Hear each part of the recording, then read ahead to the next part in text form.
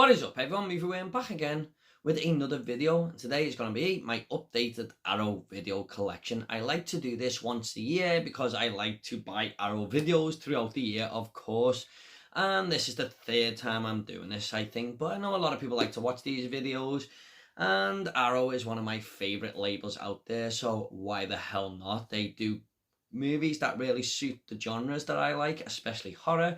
They do some great artwork and they just put a lot of special features and effort into them. It's definitely one of the best labels out there. I'm sure a lot of people will agree.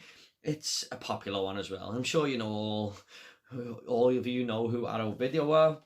Now this isn't the biggest Arrow video collection in the world, but it's the nice enough stack. I'm gonna start with the box sets, then the boutique labels, and then just the normal amaray cases.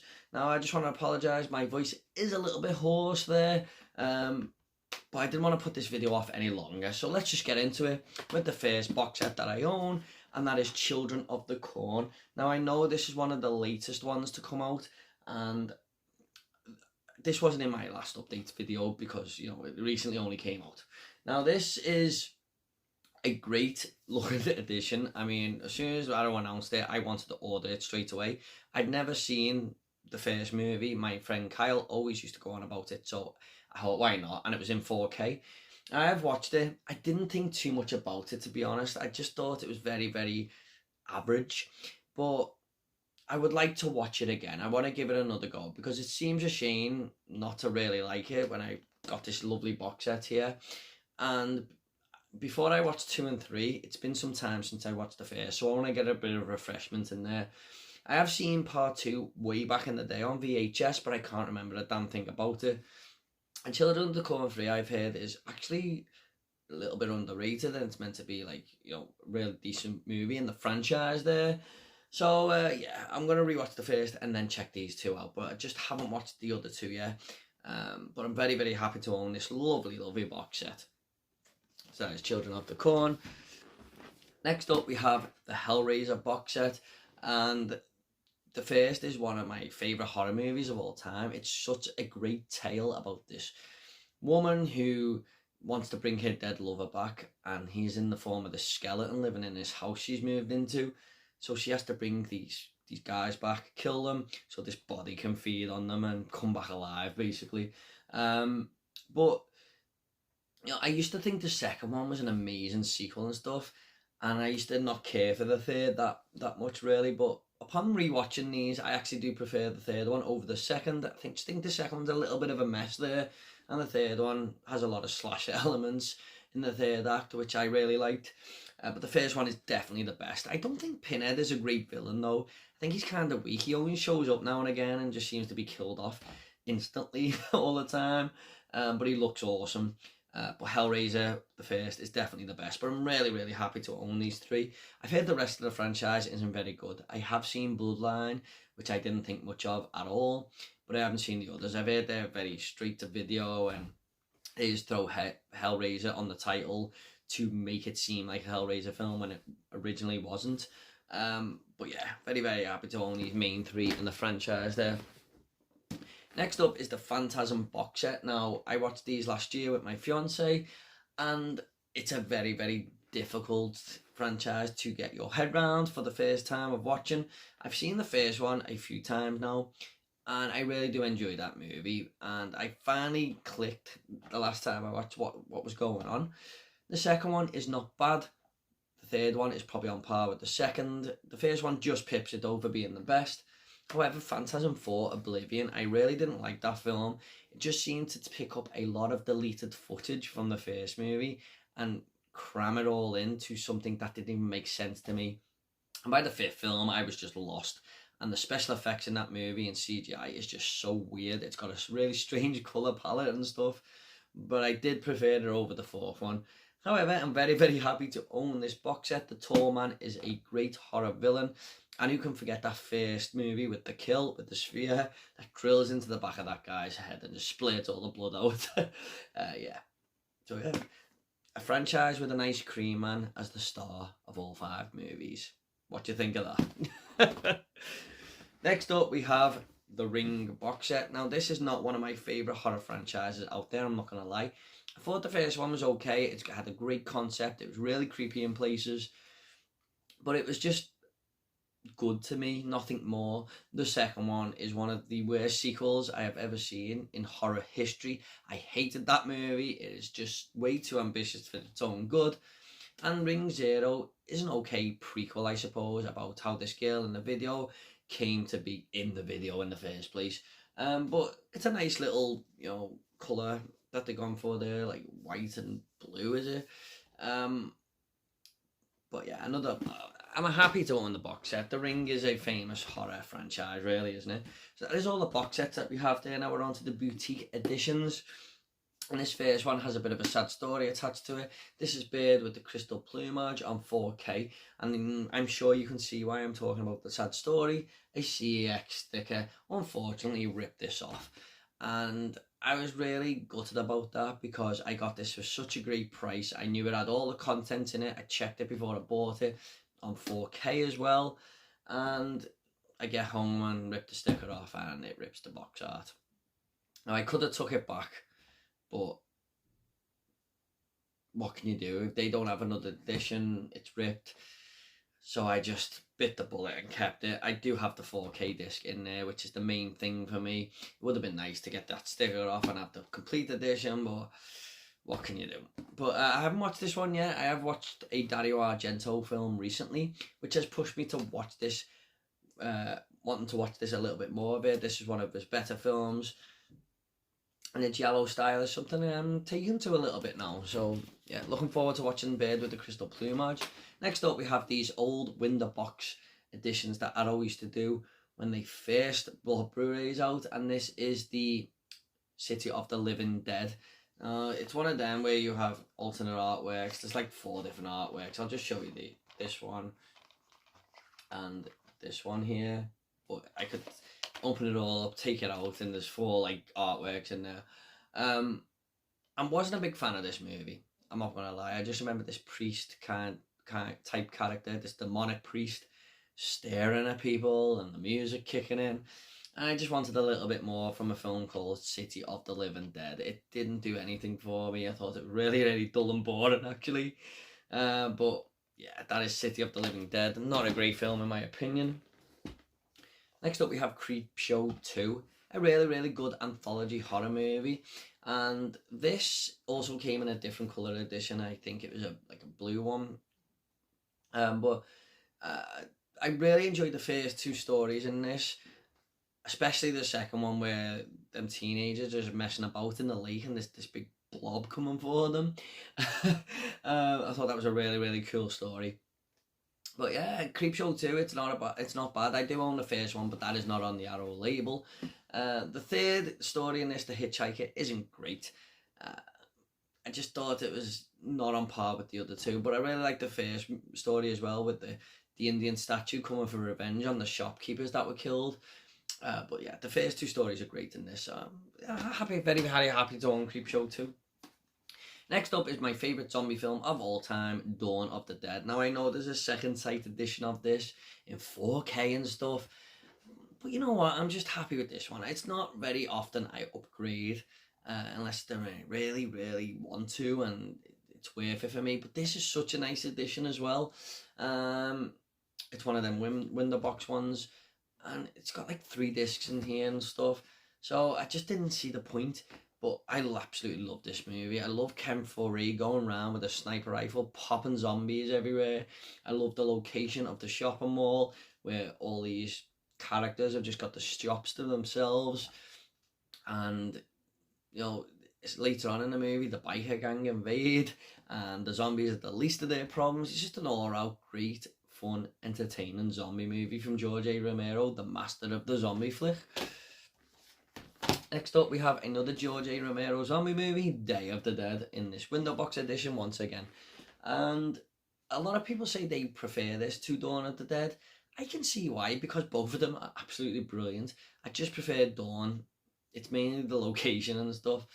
But this has got a great villain in Joseph Pilato as Captain, I forgot his name, Captain Rhodes. And rest in peace, Joseph Pilato, by the way. This all takes place in an underground bunker, and they're sort of experimenting on zombies, trying to make them smarter. And there's this zombie called Bub, and they're trying to make him smarter. But it's just I like the way George A. Romero, he doesn't stick to the same thing like Night of the Living Dead. It's in a house. Dawn of the Dead, you got it in the shopping mall, and here you got it in this underground bunker. I like the way he switches it up a little bit there and does something different with each of these of this trilogy. But Day of the Dead is another fantastic movie from him.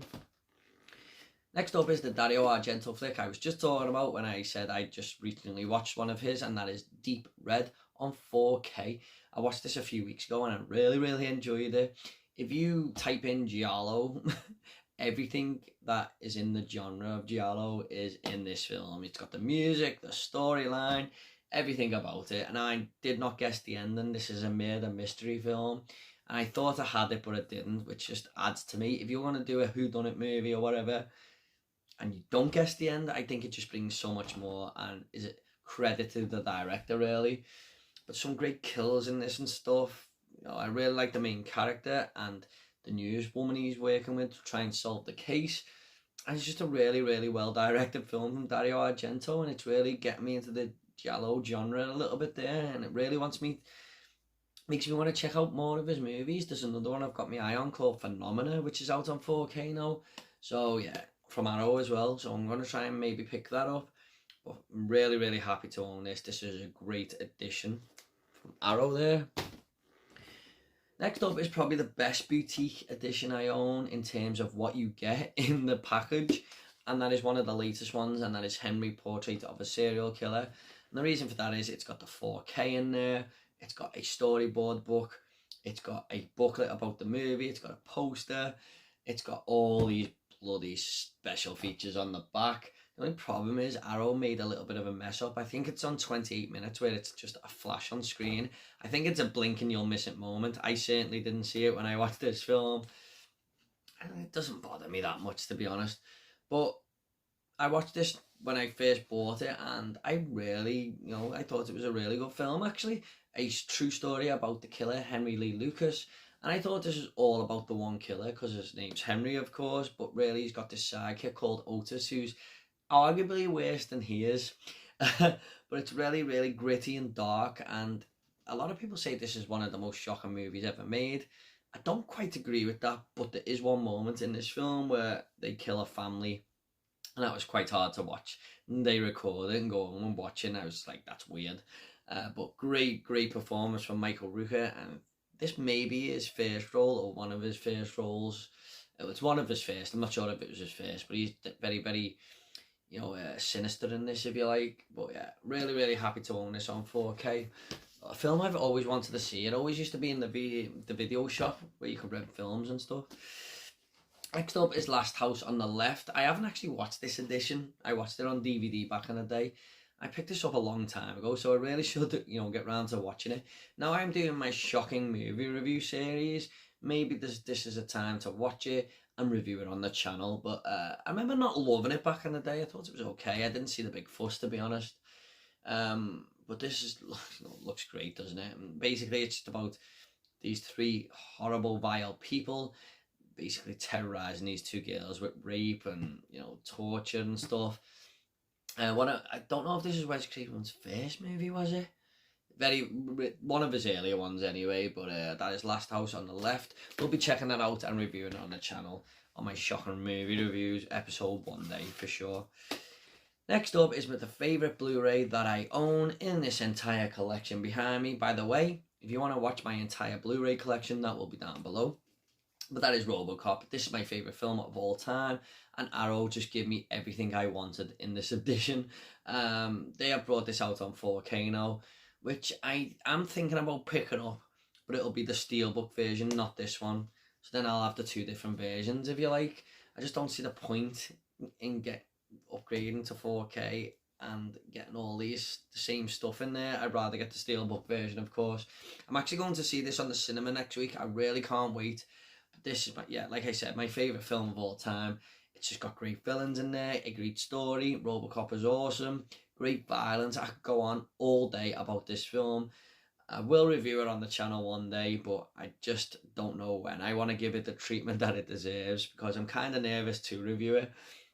But I just absolutely adore this movie. If you haven't seen Robocop, please just watch it. You will have such a fun time. Next up is one of the weirder Arrow Video boutique labels that I own, because this is the Texas Chainsaw Massacre 2, but it comes in all these like little booklet type deals, even the discs, which is weird. The first is my favourite horror film of all time, and I can't quite say the same for this one. I mean, it's an okay sequel, but I just didn't like the whole horror comedy direction they went in. I'm not gonna lie. I know I appreciate all people trying to be different, but it didn't quite land for me. And it's just a kind of silly film, especially the first 10 minutes with that guy just screaming everywhere, shooting his gun out the car. Man, he pissed me off so much. I nearly turned it off after.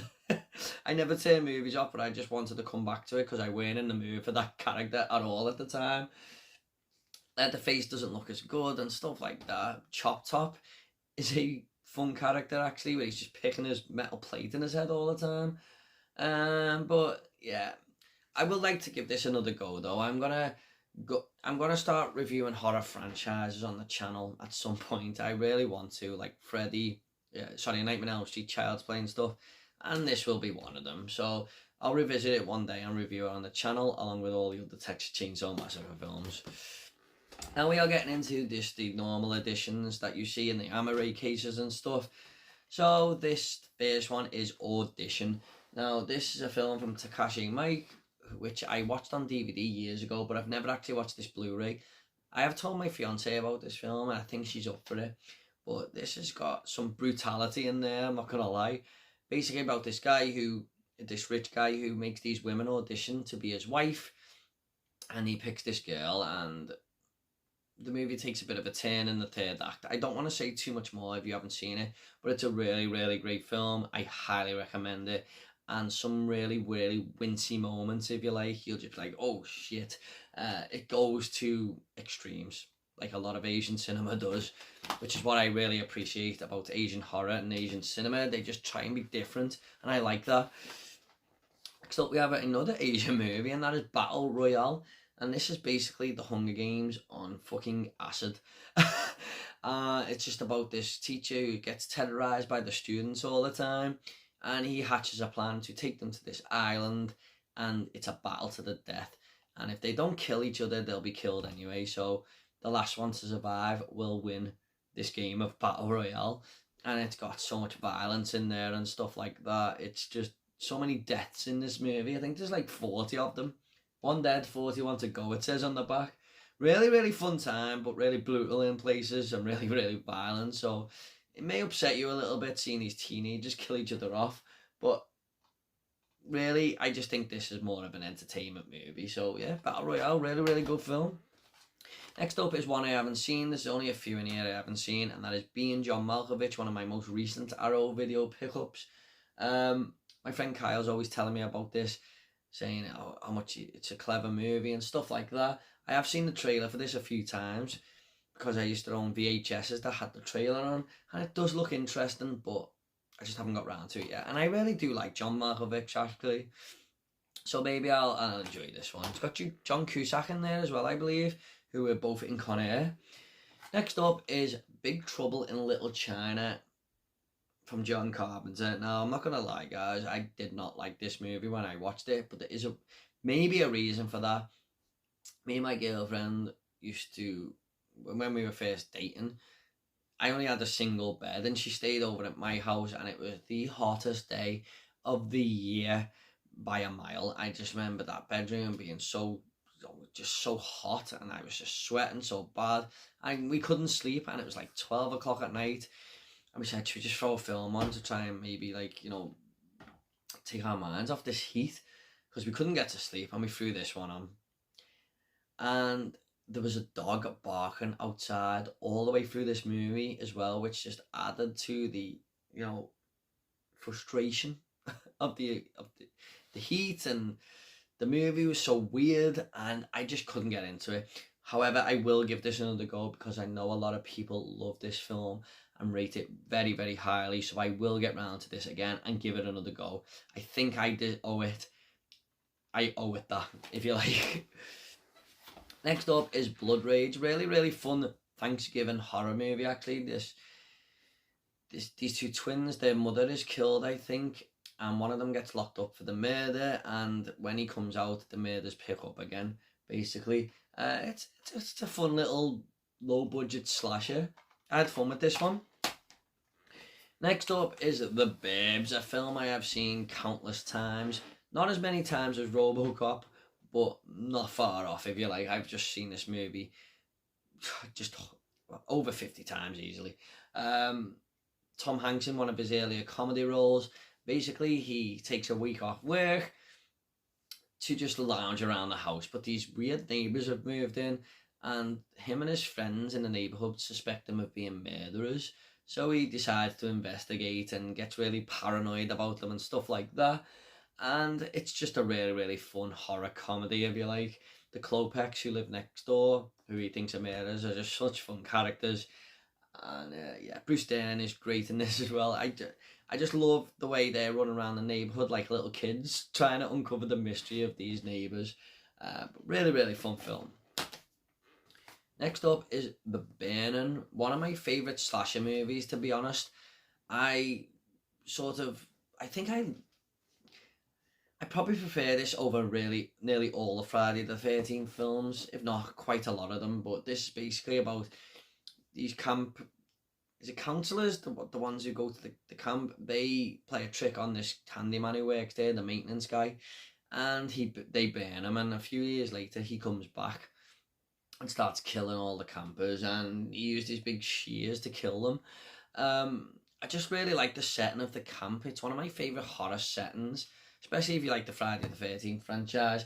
But there's a kill in this in the middle of the movie on a raft, and for the 10 seconds that it happens for, you're just like, holy fucking shit.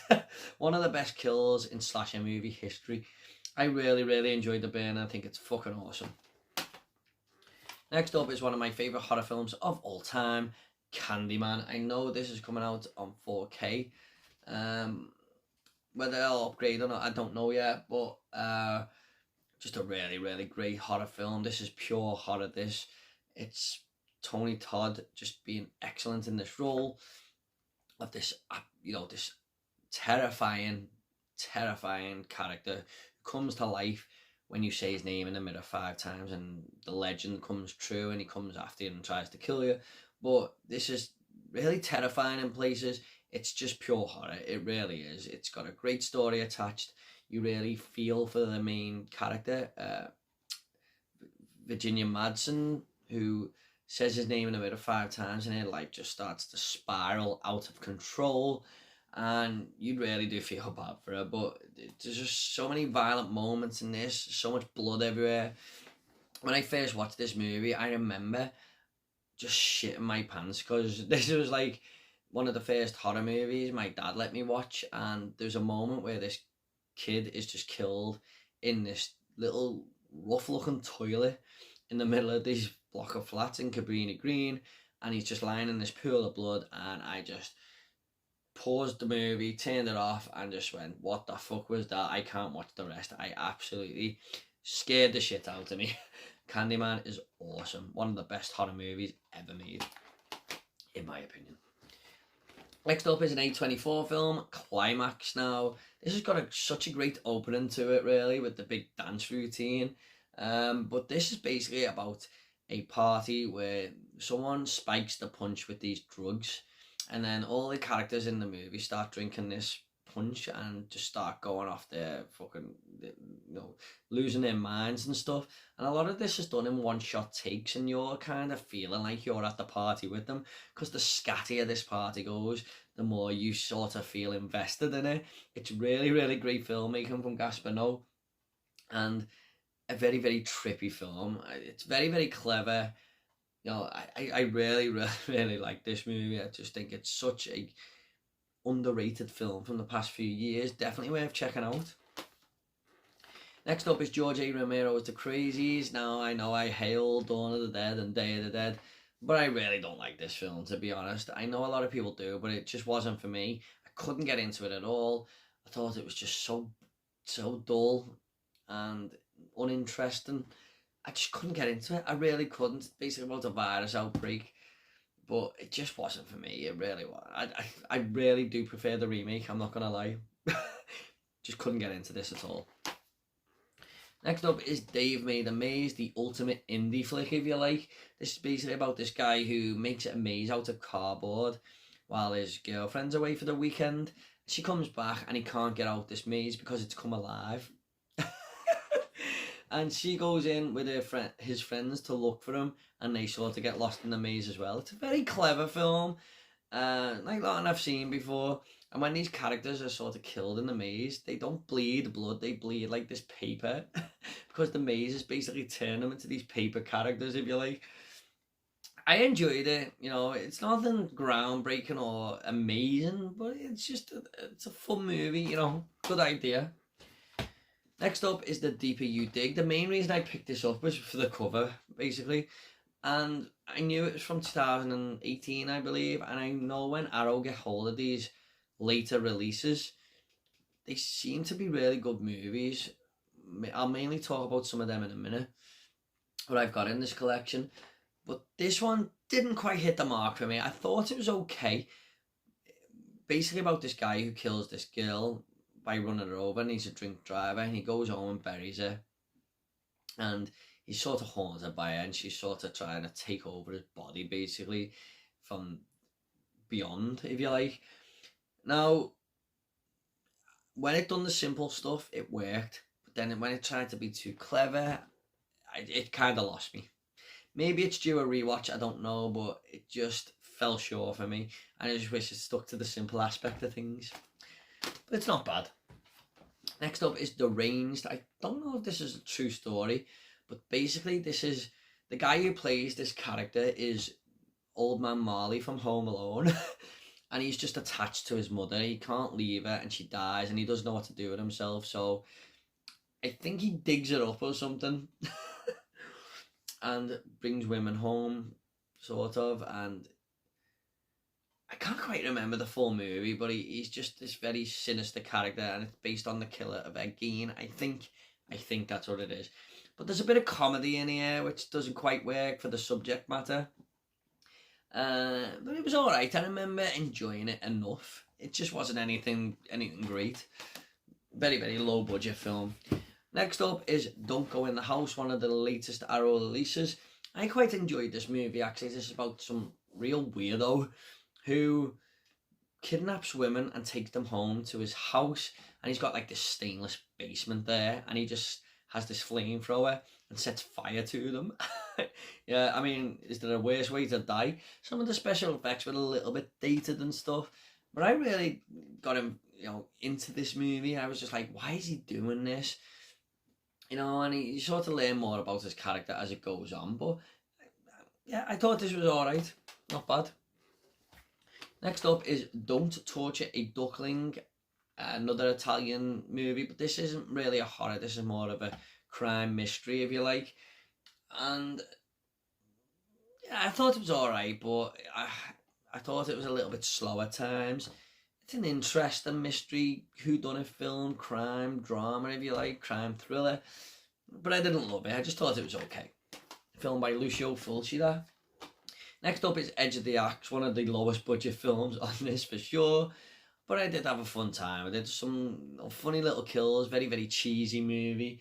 It's about this guy going around with an axe killing people. But what I remember about this film is two characters in this had a gigantic computer and another gigantic computer in the other part of the room.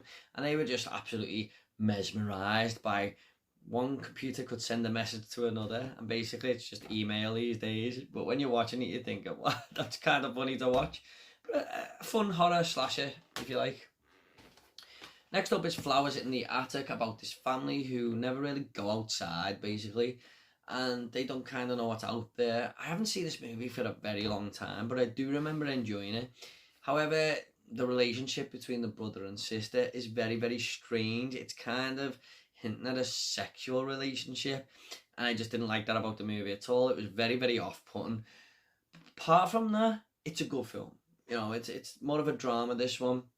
It's just kind of mysterious that these kids don't know about the outside world, really.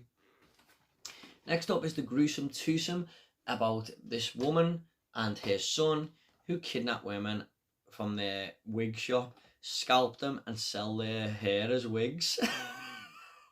It's only a 60-minute movie. It's kind of trashy, really. But what I remember most is this woman who's got this stuffed cat called Napoleon, and all she ever does is talk to herself and then say to the cat, "Right, Napoleon." She must say "Right, Napoleon" about 20 times in this 60-minute movie. There's another film on here as well, A Taste of Blood, but I haven't watched that yet. It's not a great film. It's watchable though. Next up is Hell Comes to Frogtown, starring Roddy Piper, and this is just absolutely insane.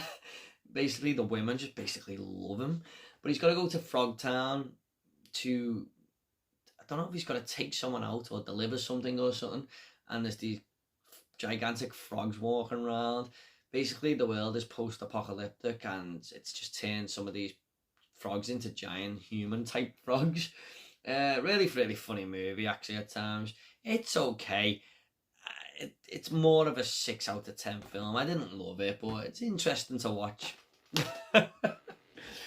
Next up is Wes Craven's The Hills Have Eyes.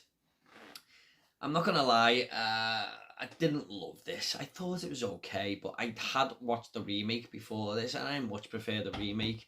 I don't know if it's something to do with the filmmaking and stuff, but I just think the remake done it in every single way better.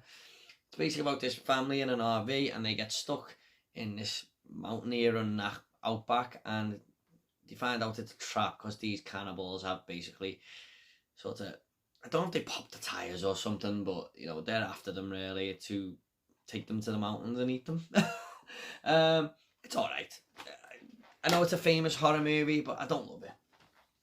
Getting on to a franchise now, and the first one we have here is House. Absolutely batshit insane movie. About this guy who moves into a house and there's all like sort of demons in there and stuff. And he's got this neighbour who's kind of just never leaves him alone and always knocking at the house and inviting himself in. It's okay. It's alright. It's a fun movie. I love the costume design in this. It's so dated, but it just works for me. Fun little horror comedy. I always remember the cover art. I'm just going to show this right now, which is this, if you can see it properly, this hand on the door there. Man, I wanted to watch this movie for the longest time on VHS because I always used to see that in the video shop. It's okay. It's okay. However, this absolute masterpiece is my favourite in the franchise, House 2. Wow, I just absolutely adore this movie. I have done my top 10 Arrow videos that I own, and that'll be down below as well, but House 2 is actually in there because I just adore this movie. It's so bad it's good. It's a guilty pleasure. I just love everything about it. The grandpa that they dig up, who's like 170 years old, he's walking around like a zombie and just inviting himself to the parties they have in the house and dancing with all these young women. And they've got a dog that is half caterpillar in this. It just goes to insane levels. They go to this dinosaur land because they've got this little portal in the house that can take them to different places, and they bring back this pterodactyl, this baby pterodactyl, and keep him as a pet. It's absolutely insane, but I fucking love it. Next up is House 3, which was meant to be called The Horror Show, but they just put House 3 on the title. It's got really nothing to do with any of the other movies, and it's got that guy from Terminator in,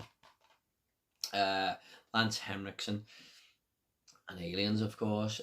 This is basically about this guy, this cop, played by Lance Henriksen, who wants to catch this killer, and he gets the death penalty by electric chair, and he comes back kind of through the electricity to haunt this cop.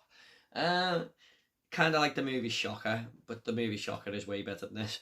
I think this is the weakest in the franchise, I'm not going to lie. Just couldn't really get into this one. Just thought it was poor in places. Yeah, I wasn't a big fan of this.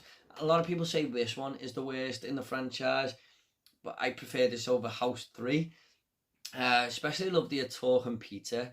She hates anchovy pizza, and she's like, oh no, I can't eat that anchovy pizza, and she opens the box and the pizza's fucking threatening her and stuff like that. These films aren't really linked too much. There are slight links, but you can watch either of them really. You don't have to watch the first one to watch this one. Yeah, it's a plausible sequel, if you like, if that's the word I'm looking for.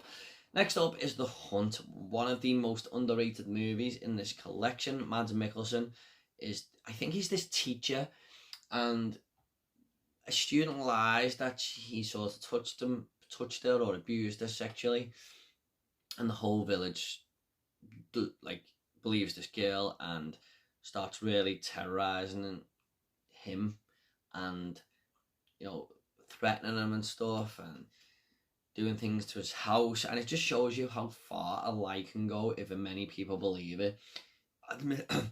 Mads Mikkelsen, another incredible performance. He's just such a good actor. I really do recommend this one. This is from the Arrow Academy, which I think they've done with now, and they're just making it Arrow Video. Sorry, I think. But yeah, great movie. Next up is House by the Cemetery, one of the worst films in this entire Arrow collection that I own. You don't really see what's hiding in the basement of this house.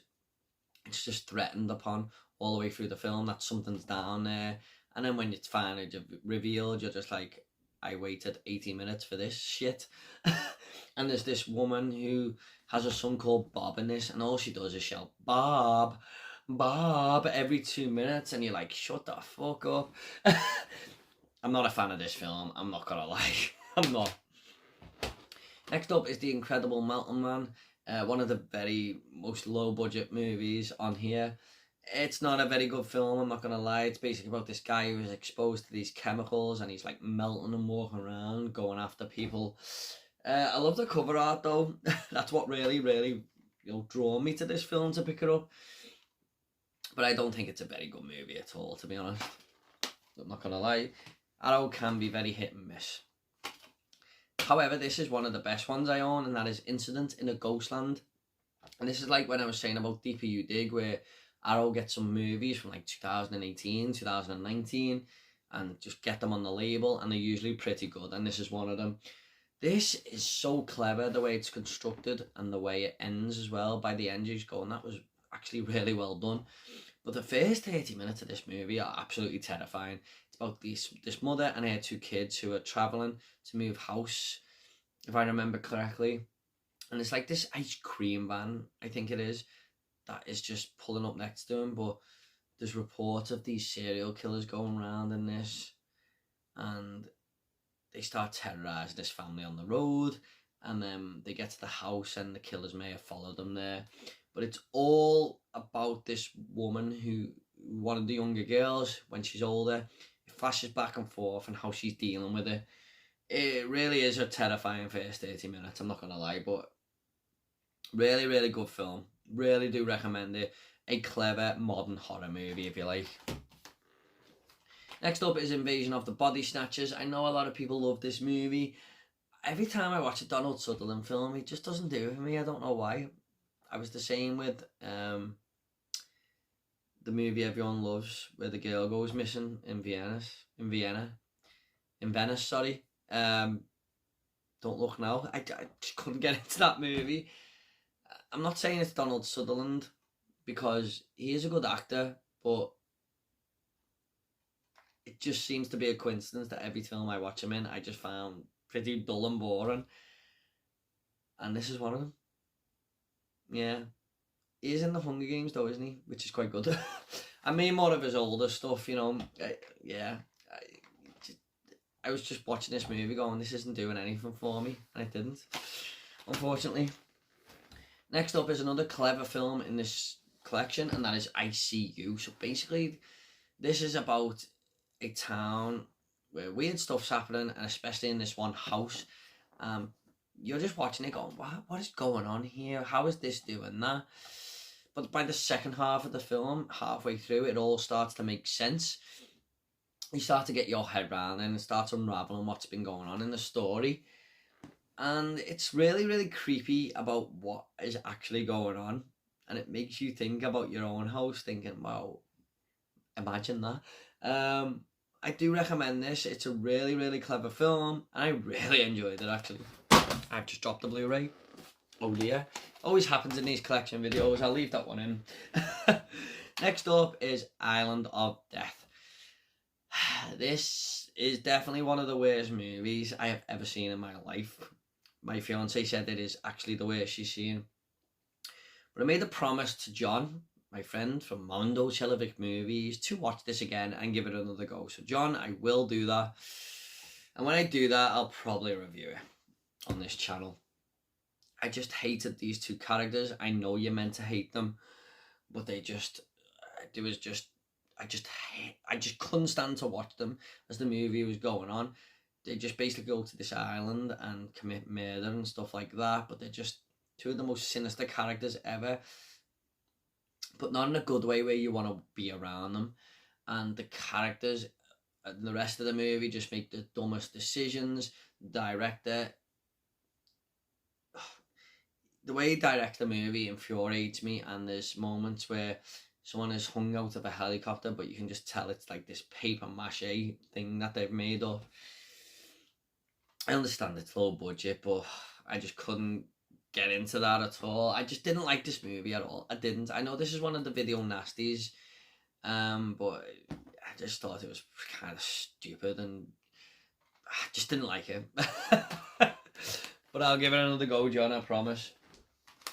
Next up is Killer Clowns from Outer Space, another guilty pleasure film that I have in this franchise, in this collection. These aliens come down from space who are disguised as clowns, believe it or not, and they just start to wrap people of this town in cotton candy so they can take them back to their planet and use them as food. I love the design of the clowns here. It's just, it knows what it is though. It knows it's a B movie. It knows it's actual cheese. And because it's self-aware, you can just have a fun time with it. I just think this is a really, really fun film. I love killer clown movies, and this is one of them. So yeah, Killer Clowns from Outer Space. Hey, that's pretty hard to get a hold of now. Next up is King of New York.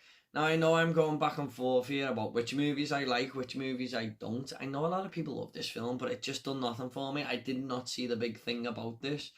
Christopher Walken was good in the role of this guy who used to speak drug lord and stuff, but I just couldn't get into this movie. I really couldn't. It was kind of weird in places, especially with Christopher Walken dancing in places and stuff like that, even though he is good in the role, but I just couldn't get into it. It was one of my least favourite gangster movies, if you like.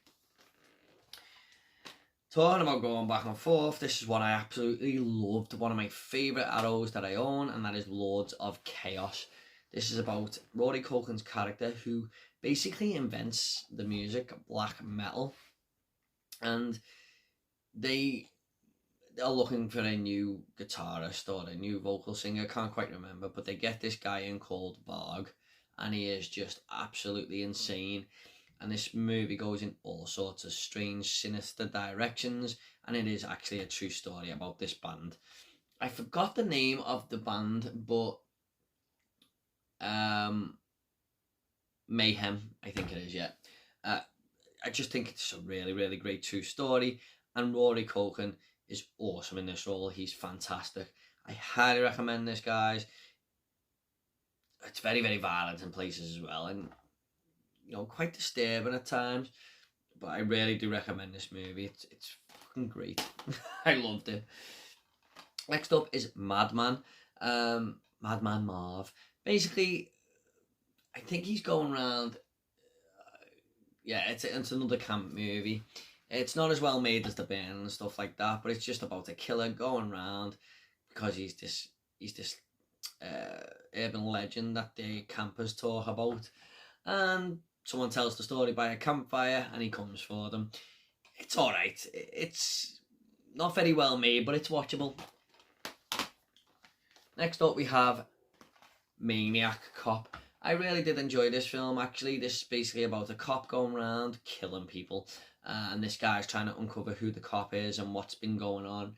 But yeah, I really did enjoy it. I really loved the reveal at the end where the Maniac Cop's just like that, smiling. And it's got Bruce Campbell in there as well, I believe. I think Bruce Campbell is, yeah, Jack Forrest. He's the one trying to find out who this Maniac Cop is. But yeah, really enjoyed this one, actually. I wish they bring Maniac Cop 2 and 3 out. Next up is Microwave Massacre, a crazy ass film about this guy who hates his wife's cooking. So he decides to kill her and start eating bits of her, and he gets a taste for the flesh. So he starts taking it in his packed lunchbox, and his friends at work say, can they have a bit? And they start eating it and love the taste of it. So he brings some of his wife in for them as well. And he just gets a taste for flesh and turns into this cannibal. There is a comedian in this who plays him. Is it Jackie Vernon, who used to be a comedian. It's a horror comedy. It's insane. And it's called Microwave Massacre, which is one of the best movie titles ever. Yeah, it's a very, very low budget and stuff, but I enjoyed it. Next up is The Mutilator. And this is about a group of friends who go to this summer house who's one of their father owns it. And when they get there, there's this guy going around just killing them off, basically. I always remember this moment where someone is killed in a swimming pool and the killer sort of takes his clothes off, gets in the pool to kill this girl, and then gets out. I don't know why that's funny to me, it just is. But apparently there's a sequel to this coming out. Now, you know what? I would love more horror sequels to these B movies from the 80s to come out. That would be awesome. Really, really interested to check that out. This is alright, it's not bad. Some bad acting in there though, I'm not gonna lie. Next up is Old Boy. Now this is a really, really clever film actually. It's about this guy who's in prison for 15 years in this room. He doesn't know why his captor has done it to him. And when he gets out, he's got to go and find out. But he sort of trains himself up in this room to fight and stuff like that. So there's a good few fight scenes in there. But the story is really where it's at. And it takes many, many twists and turns. And it's just a really, really clever film. So I highly recommend this one. I thought the slipcase was a little bit different, but it's not. I believe there's a 4K of this now. I might be wrong, but I'm sure there is. But really, another great foreign movie from Asia. So yeah. Next up, we have Nightmare City. Another film I didn't really love, to be honest. But what I will say for this, if you just want to see a lot of fucking people get killed, then this has one of the biggest body counts I think I've ever seen in a movie. Must be at least 50 people who were killed in this. Basically, this plane lands, and they don't quite know what's going on with this plane at the airport. And when it opens up, all these zombies are on there, but they're running around with machine guns and stuff like that. So it's not your typical zombie movie. It's more of a virus. But it looks like they've got cereal on their face and stuff. The makeup design isn't very good. Some of the parts of this movie were damaged. Arrow does say that at the start of the movie. They do apologise, but they've done the best they could with it. Yeah, I didn't love this, I'm not gonna lie. You'd think it sounds good with all the kills and stuff, but it isn't. Next up is The People Under the Stairs, one of my favourite Wes Craven films. This is a home invasion movie turned on its head. Basically, this landlord is just bleeding people dry of all these houses that he owns, and these people who live in the neighbourhood decide to go and rob the landlord, basically. But when they get in there, they find out that this landlord is kind of got cannibalistic things going on. There's people living in the basement that he's kidnapped. There's just a weird ass family, and there's this Rottweiler running around trying to, that he sets on them. And this landlord guy played by, what's his name? Everett something? He's off Twin Peaks. I'm really sorry, I forgot his name. I'm really sorry. I watched Under Siege 2 the other day and he was in there. Everett McGill, there you go. He kind of dresses up in this gimp outfit and run around the house hunting these people who broke into his house. There's a moment in this where a young girl is thrown in a steaming hot bath as well, and I always wince every time I see it. I go, fuck, that hurts. But yeah, like I said, the landlord and his wife, the mummy and daddy character, if you like, they're awesome in this. It's a good horror comedy, but more leans towards horror, I feel. It's a really, really great film. I've watched it countless times. I always enjoy it. Next up is Pieces. I believe this all takes place at a high school from what I remember. I've watched this for a very long time. An Italian film, I think. It might be Spanish, actually. Yeah, and they're trying to uncover the mystery of this killer going around the school. It's not bad. I had a good time. There's some good kills in there. I think there's one at the start where this guy is just killed in broad daylight with a chainsaw. right, where the killer comes out the bushes. That was awesome to watch. Next up is Psycho 2, one of the best horror sequels I have ever seen. This is more of a whodunit mystery movie though. Norman Bates gets out after 22 years and decides, and then killings start to happen. And you don't quite know if it's Norman, if it's all in his mind, if there's someone else doing it to make it look like Norman. I really do enjoy this movie. I thought this took me by surprise. I couldn't believe how good it was. Because Psycho 1 is such a classic and one of the best films ever made, it's had a lot to live up to, but I appreciate the way it didn't just go for Norman getting out and starting up his killing spree again. They leave it up to, you know, a mystery type of, you know, vibe there, and you sort of feel sorry for Norman because he is trying to be better and stuff like that. Highly recommend Psycho 2. It's so underrated. It's brilliant. Next up is Wreck, one of the first found footage movies I ever seen. I love the way this is filmed, especially at the first 20 minutes. This is basically about a news reporter or a TV presenter, and they're going around with these firefighters in Spain. Another Spanish movie. And it's all done on found footage, and they've been called to this apartment block where a bit of a disturbance has happened, and they get there and there's a zombie outbreak. The zombies are really, really fast in this as well. The only problem I have with it on this rewatch was the last 20 minutes. There's a lot of screaming and it really does grate on you a little bit there. But it's a really well made, especially the start where they're just talking at the corridor and this body just falls from the top of the apartment block there. But I'm very happy to own it. It's one of the better made found footage movies. Next up is Rollerball. Could not take to this movie whatsoever. I just didn't see the big thing about it. It's basically about this brutal sport taking place in the future, which is something I thought I'd really like, but it just wasn't for me. I couldn't get into it. James Caan was good in it, but I just found this a little bit boring and dull at times, I'm not going to lie. Next up is a John Hughes movie called 16 Candles. A high school drama, it's like comedy drama if you like. Starring Molly Ringwald from The Breakfast Club. I can't remember too much about this film, I'm not gonna lie. I remember her parents forgetting her birthday and I really felt bad on her. But this is a strange one for Arrow. They don't particularly do this type of thing really. Like these high school comedy, chick flick movies if you like. But I remember thinking it was alright. I just can't remember too much about the film, I'm not gonna lie. Next up is The Slayer. Another film that I didn't really love. I feel bad now thinking there's so many Arrow movies that I didn't like. They are hit and miss, I'm not gonna lie, but there is an audience for all these movies, just like even this one. But I just remember the ending not even making sense at all. And I hated all the characters. Just wasn't really doing anything for me, to be honest, this one. But it definitely is one of the best cover arts. Look at that. Next up we have Slugs. And now this is about a town that has a slug problem in the sewers, and all these slugs are coming out and overtaking people. Now this has one of the greatest movie moments in all of these movies, where this guy has got slugs in his stomach and he just feels really, really sick all the time.